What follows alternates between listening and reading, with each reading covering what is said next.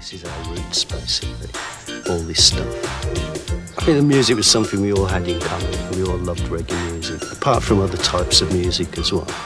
We all loved reggae music, and that was one of the things that drew us all together. I always used to see music programmes when you used to hear about U2 and other bands like that going to castles in the south of France to record. I used to think it was really romantic and a little bit sort of over the top, really.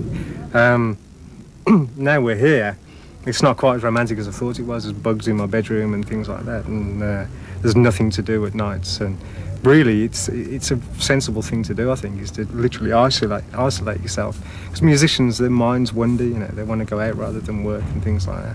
So if you isolate yourself, you know that you've got to get the work done, and there's nothing else to do that day except go to the studio. That's what occupies you. Yeah. So I think it is a good idea to be here. Well, this, I know it doesn't look like much now, but this happened to be the very first place that I ever went to. As you can see, it's a youth club, and at the time I think I was about 12 or 13. And the reason why I used to come here was because my parents used to live just down the bottom of the Warwick Road, and I could cycle here and cycle home before my parents' time limit was up. The period that we're talking about is just before Bob Marley, the big, Rasta explosion, and like most of the songs are love songs. They're not, political in any way. In fact, I don't think any of them are. They're all like love songs, and it was, a nice period, romantic period. We write our own songs and spend all year performing them on stage. And when they're your own compositions, you can always, when it's too late, you always realise what you wish you'd done. Do you know what I mean?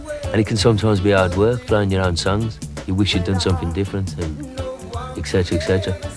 And to have the opportunity to play your favourite songs is great. It's it's a lot of relief from gig after gig every day. It helps you be enthusiastic about what you're doing. I think that's a problem with anybody that makes records and then tours. Another weekend, then down the bottom of this house. This is 38 and that's 42, I think, or 44, and that's where all the blues parties used to go on, which was, a real new experience to us because it was music that was never played on the radio. And yeah, I could hear this bass sound come through the roof because it's a terrace house, and I used to wonder what it was. And having a sister, and John, who used to run the blues, having 4 daughters, my sister got involved with them, and that's how I got introduced into the music as it was, and it was like I said, like an early age. It's nostalgia, they all remind us of when we were kids, I discovered reggae, I suppose, when I was about, seriously, I suppose I was about 11 years old, because we'd moved into an area that was predominantly black, and all of a sudden there was reggae all around me, and I'd never heard it before. I'd heard, Millie, My Boy Lollipop and stuff like that, but other than that, I was listening to the Beatles and the Stones and whoever else was around at the time, and all of a sudden, I heard this music which was alien to anything else I'd heard, really, and I was intoxicated. I loved it, it's, and that's what it's all about. That's what Labour of Love is about, It's a collection of songs that we grew up on. It's as simple as that. Individual ones don't remind me of particular events or girlfriends or anything like that. I don't think. It's just an era, and it's the forming of